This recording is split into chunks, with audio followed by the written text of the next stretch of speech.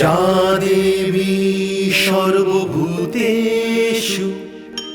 শক্তিরূপেণ সংস্থিতা নমস্তস্যৈ নমস্তস্যৈ নমস্তস্যৈ নমো নমঃ।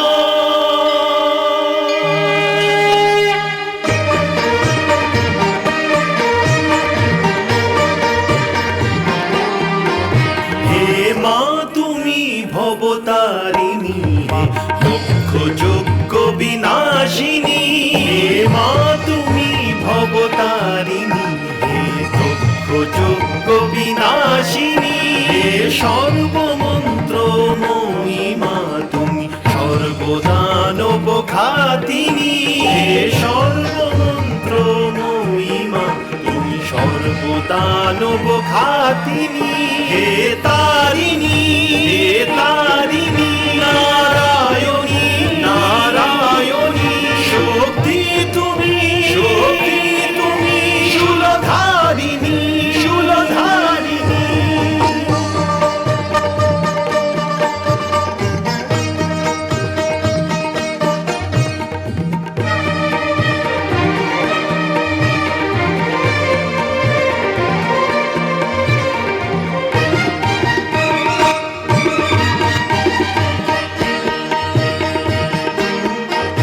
গগন তোমারি রচনা, তুমি পাতালেরই রচিতা, তুমি জননী হে বালিকা, সৃষ্টির স্থিতি সংহারিকা, সৃষ্টির স্থিতি সংহারিকা।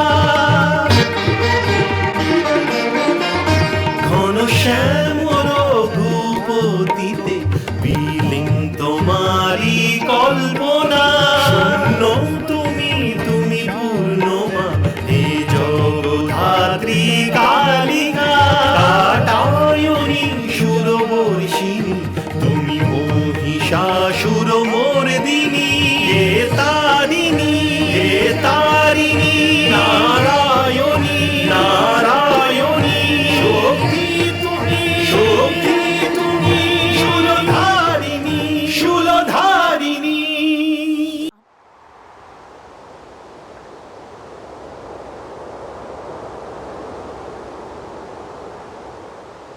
মলয় পর্বত হতে আগত হে শীতল মৃদুমন্দ সমীরণ, কার দর্শনের জন্য তুমি এই হেতু উতলা, যে এমত দ্রুততায় বহিত হয়ে চলেছ?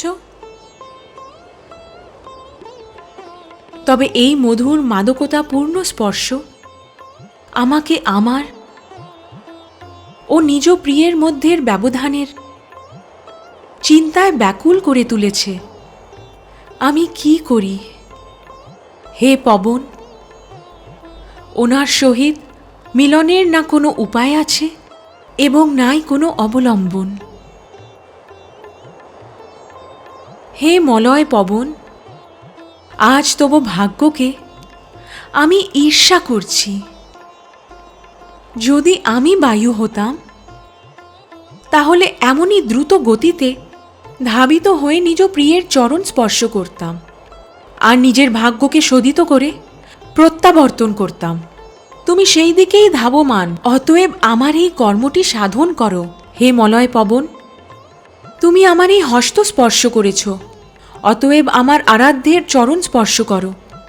কদাচিৎ তব স্পর্শে উনি আমার ব্যাকুল দশার সম্পর্কে জ্ঞাত হবেন। আর হ্যাঁ, আরেকটি কার্য সাধন করো, প্রত্যাবর্তনকালে ওনার চরণধূলি অবশ্যই বহন করে এনো।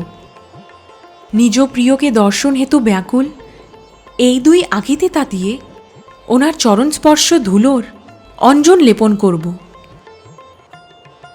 দর্শনের হেতু অশান্ত দুই নয়নের তখন শান্তি হবে।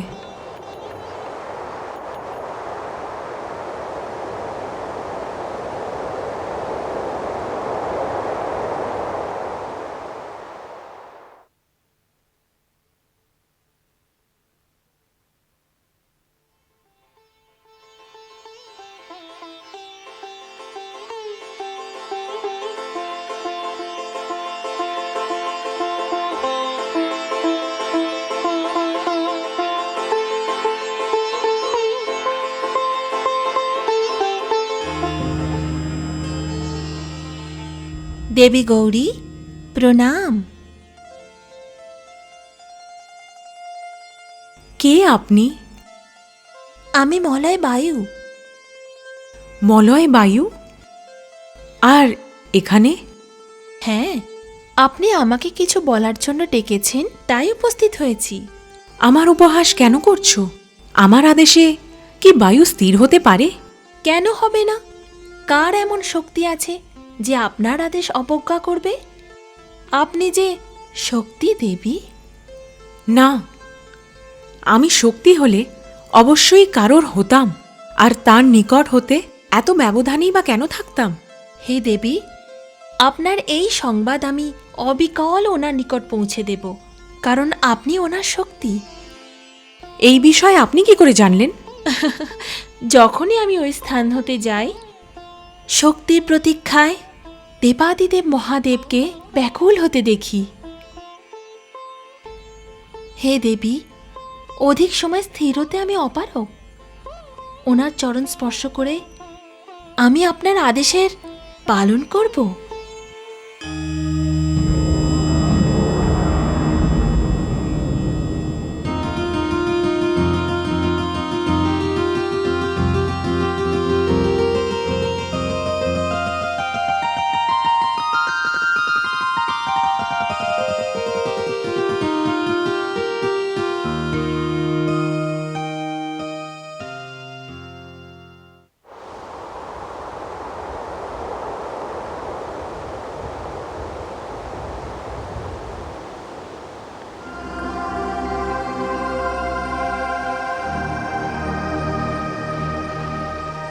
মলয় বায়ু,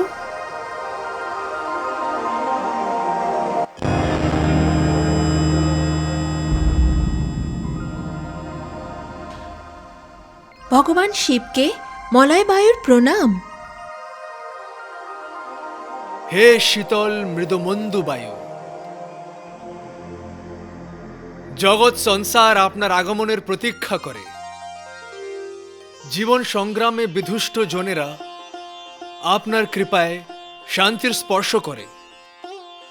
ধন্য আপনি। আপনি নিঃস্বার্থভাবে সংসারের সেবা করে যান। আপনার খানিক স্পর্শের জন্য মানব, দানব এবং দেবতা আশায় উদগ্রীব হয়ে থাকেন। যথার্থ বলেছেন আপনি, কিন্তু আজ আমি আপনার স্পর্শ পাওয়ার আশায় কৈলাসে এসেছি। আমার স্পর্শ? এই আপনি কি বলছেন দেবী? হ্যাঁ প্রভু, আপনার হস্ত স্পর্শ করার স্বাদ হয়েছে আমার। দেবী, বায়ু রূপে আপনার স্পর্শকে আমি স্বাগত জানাই, কিন্তু আজকে যে আপনি এসেছেন পূর্ণ স্ত্রী রূপে এসেছেন, এবং নারী রূপে আপনার স্পর্শ আমার নিকট বর্জিত। কেন প্রভু? কারণ আমার শারীরিক স্পর্শ সেই নারী হেতু সংযুক্ত আছে যিনি অধিপি আমার জীবনে প্রবেশ করেননি। আর সেই নারীর হেতুই আপনার স্পর্শ গ্রহণের কামনা করছি, আর ওনার নাম হলো দেবী গৌরী। দেবী গৌরী? উনি তো আমার শক্তি। আপনার শক্তি দেবী গৌরীর আবেদনে ওনার পদ্মসুলভ হস্ত স্পর্শ করেই আমি এখানে এসেছি, আপনার চরণ স্পর্শ হেতু। আপনি ত্রিকালদর্শী, ত্রিভুবননাথ, আপনি অন্তর্যামী। এ কথাটা তো আপনি জানেন। উত্তরোত্তর যেরূপ প্রজাপতি দক্ষ আপনার বিরুদ্ধাচরণ করছেন, ঠিক অনুরূপভাবেই দেবী গৌরীর আপনার প্রতি আস্থা ও ভক্তি বৃদ্ধিপ্রাপ্ত হচ্ছে ভোলেনাথ। ওনার পীড়া আমাকে ভারাক্রান্ত করেছিল, আর তাই ওনার বার্তা নিয়ে আমি এখানে এসেছি। এবার আমাকে বিদায় দিন। প্রণাম। দাঁড়ান দেবী। দেবী, দেবী গৌরীর বার্তা তো আমাকে দিলেন আপনি, এবার আমার উত্তর ওনাকে দিয়ে দিন। ওনার কর্ণকুহরে বলবেন যে উনি ব্যতীত প্রস্ফুটিত পদ্ধতির ন্যায়বোধ হয়, বর্ষার বরিধরা তপ্ত তয়লার ন্যায় পীড়া দেয়। পূর্বে ভালো লাগা বস্তু এখন বেদনাদায়ক মনে হয়। বশীধ্বনি সর্প নিঃশ্বাস সদৃশ্য লাগে। দেবী, গৌরীকে জানাবেন যে ওনার আর আমার প্রেমের রহস্য কেবলমাত্র আমার হৃদয় জানে, আর আমার হৃদয় গৌরীর নিকট আছে। আপনার বাণী শ্রবণ করে আমার কান ধন্য হয়ে গেল। আপনার এই বার্তা আমি অবশ্যই দেবীর নিকট পৌঁছে দেব।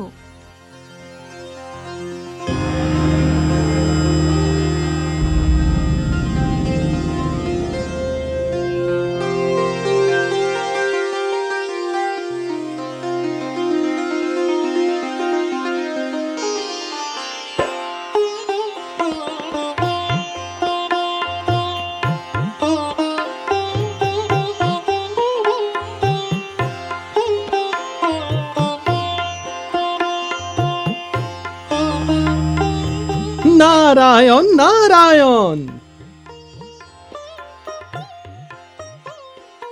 গৌরীমা,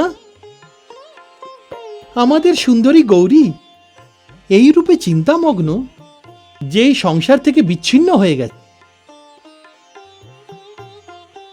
গৌরীমা, নারায়ণ নারায়ণ।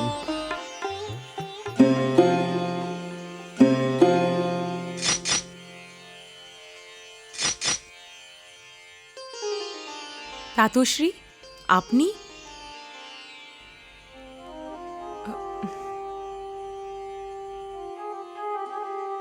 আমার প্রণাম নেবেন। দীর্ঘজীবী হও। কোন জগতে ছিলে? কোথায়? কিছু তো নয় সেরূপ। কিছু তো অবশ্যই আছে। কেউ যখন নিজ পারিপার্শ্বিক ভুলে গিয়ে অন্যত্র বিচরণ করতে থাকে তখন তো কিছু অবশ্যই আছে পুত্রী। না তাতশ্রী, কিছুই নয়। দেখো পুত্রী, পূর্বে আমার নারায়ণ বাণী শ্রবণ মাত্রই তুমি আমার সমীপে এসে উপস্থিত হয়ে যেত, কিন্তু আজ তোমার জ্ঞান ফেরাতে করতাল আর বীণার ঝংকার করতে হয়েছে। তোমার এই গভীর তন্ময়তায় আমি চিন্তিত হয়ে পড়েছি। এবার ব্যক্ত করেই দাও, কোন জগতের কল্পনায় লীন হয়েছিলে তুমি? তাতশ্রী, আমি পিতার সঙ্গে কাশী যাত্রায় গেছিলাম না, সেখান হতে প্রত্যাবর্তন করার পর। নারায়ণ নারায়ণ। পূর্বেই বলেছি পুত্রী, অকারণে এইরূপ চিন্তামগ্ন হওয়া যায় না। অতএব তুমি ওই স্থানে গিয়েছিলে যা ত্রিভুবনে সর্বোত্তম। সেই নগর তো ভগবান ভোলেনাথ শিবের নগর। ভগবান শিবের সাক্ষাৎ হয়েছে কি? অবশ্যই তাতশ্রী, ভগবান শিবের দর্শন করেছি আমি। তাহলে শক্তির সাথে শিবের দেখা হয়েই গেছে। অত্যন্ত মনোরম ঘটনা ছিল নিশ্চয়ই। তাতশ্রী, থাক থাক মা, আর কিছু ব্যক্ত করার প্রয়োজন নেই। সেই শুভ মুহূর্তের আগমন হয়েই গেছে যার প্রতীক্ষা ছিল। অর্থাৎ? অর্থাৎ এ তো অতি আনন্দের সংবাদ।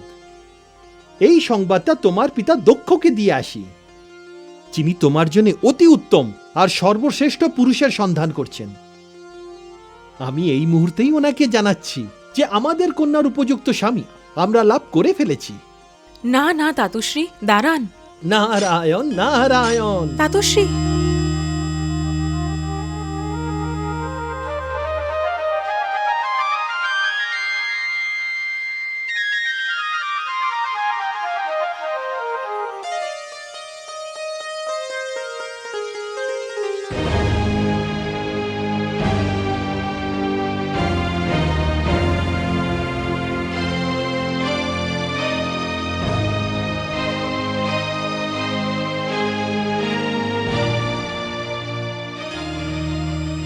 নারায়ণ নারায়ণ।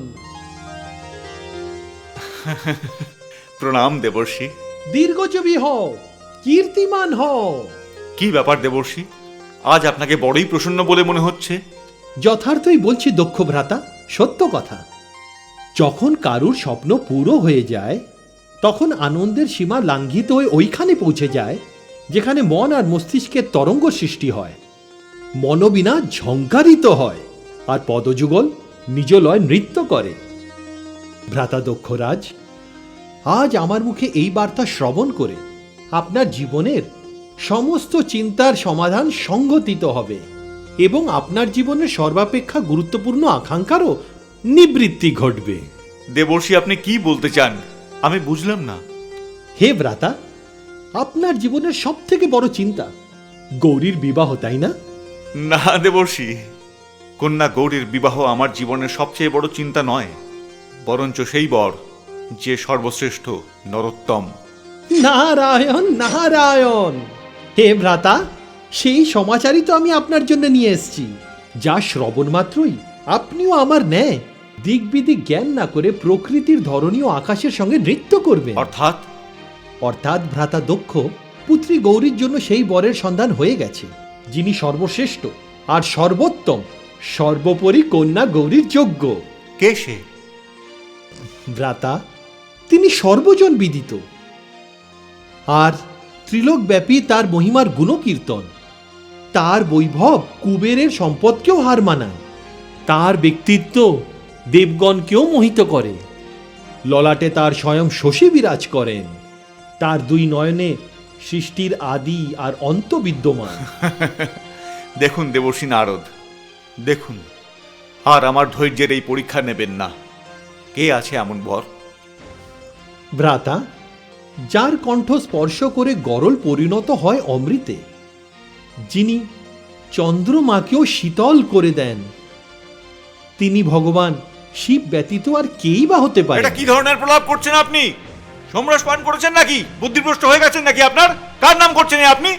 ভ্রাতা দক্ষ, আপনি জানেন আপনি কি বলছেন? কোথায় ধরনের বুকে সৌন্দর্যের প্রতিমার মতো অপরূপ আমার গৌরী পুত্রী, আর কোথায় কুৎসিত দর্শনধারী সেই প্রেত সদৃশ পুরুষ? ভ্রাতাশ্রী, এ আপনি কি বলছেন? উনি যে নম্রতার সাক্ষাৎ উদাহরণ। শিব অপেক্ষা সর্বশ্রেষ্ঠ জামাতা আপনি বহু সন্ধানেও পাবেন না। সু নর মুনি, তিনি সকলের পরম প্রিয়। দেবর্ষি নারদ, আপনি তার প্রশংসায় পঞ্চমুখ হয়েছেন যে আমার কন্যার পায়ের নখের যোগ্য পর্যন্ত নয়।